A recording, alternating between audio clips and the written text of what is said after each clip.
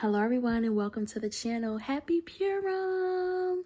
For all of you guys who take the time to celebrate and remember the day of Purim, I want to say Happy Purim to all of you. Today's message will dive into that a little bit, but there's also some other things that the Lord wants to say. I am She, Star Hefzibah Hadassah, and you all are welcome here. Thank you so very much for taking the time to sup with me, to break bread, sit at the table, and hear what the word of the Lord has to say to each and every one of us. You guys are so welcome here today. So I'm going to start with going to scripture. I'm going to be reading from Acts chapter 12. And I'm going to start at verse 12. When Peter realized what God had done for him, he went to Mary's house. She was the mother of John Mark. Many people were meeting together in her house. They were praying to Yah. Peter knocked on the outside of the house. A servant girl named Rhoda came to the door. She recognized Peter's voice and she was very happy, but she did not open the door. Instead, she ran back into the house and she said to all of the people there, "Peter is standing outside the door." The people in the house said to her, You are crazy." But she told them again that Peter really was there. So then they said, "It's not him, but it's his angel." While all this was happening, Peter was still knocking at the door. Then someone went and opened the door. They were all very surprised when they saw him there. Peter raised his hand toward them so that they would all be quiet. Then he explained to them how the Lord had brought him out of prison. He said to them, "Tell James and all the other believers what has happened to me." Then he left the house and he went away to another place. And so the Lord is saying to you, his sons and his daughters, that your blessing is at the door. Let them in. Let your blessings in. For a lot of you, your blessings have arrived and you don't even know. You're so busy, whether it's busy with excitement or just the enemy has you distracted. The Lord is saying you don't even realize that your blessing is right there in front of you. The word tells us how Rhoda went to the door. She literally went to the door. She knew he was there. She heard him. She knew his voice. She heard the knocks. She knew he was right there outside the door. Yet she didn't open it.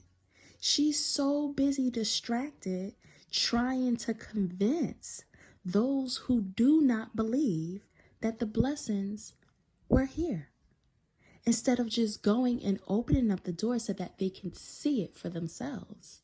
The Lord is talking to somebody right now. Someone is distracted and you don't even realize you have walked right into your blessing. And then there's some of you who just don't believe.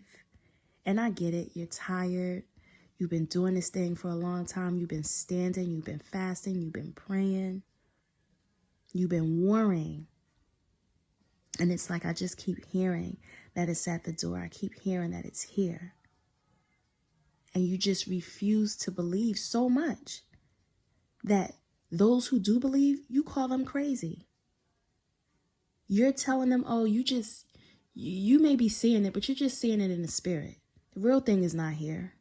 The Lord is saying, be careful of the negativity. Be careful of the negative voices that try to convince you the opposite of what Yahweh is doing in your life. Rhoda knew, the servant girl knew he was at the door, and she did not open it. But it took someone else to go to the door and open the door. Some of you are in your own way. The delay is because you are delaying yourselves. The Lord is saying, I'm not delaying you. The promise was fulfilled. He was no longer in prison. He was there to show and to tell who the Lord Yah Almighty is. So the Lord wasn't delaying Rhoda from opening up the door. Rhoda delayed Rhoda. The people who failed to believe were delaying themselves. But thank goodness for that one person that said, let me get up and let me walk to this door for myself. And when they did, they saw. And Peter left a message to say, now I need you to tell others about what the Lord has done. For some of you, your blessings have been in prison for so long. It's been held captive for so long. You've been praying, you've been fasting. The word of the Lord tells us that they were praying, that they were fasting so hard. Don't get so caught up in the things that you don't get an opportunity to see when it comes to pass. And so that's what this day of celebration is about. That's what the day of Purim is about. We learn about Esther, about how she was an orphan girl. She had obstacles that was dead set against her. She didn't have a mom. She didn't have a dad. But thank the Lord gives us what we need.